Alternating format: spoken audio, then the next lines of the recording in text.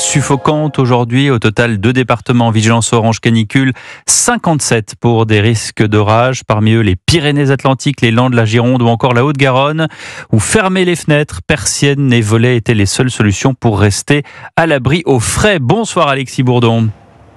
Bonsoir Pierre, bonsoir à tous. Vous êtes en direct de Toulouse pour Europe 1 où il fait encore très très chaud.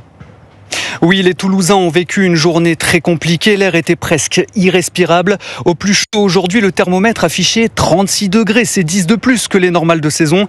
Dans les parcs de la ville, comme celui où je me trouve, les plus courageux, comme Gérald et sa fille, sont restés bien à l'ombre, sous les arbres. On est rentré de l'école, on s'est reposé un petit peu, mais à 3 ans, il faut se défouler aussi. Donc on a profité du parc un petit peu malgré la chaleur. Mais on va pas rester longtemps, on va très vite rentrer.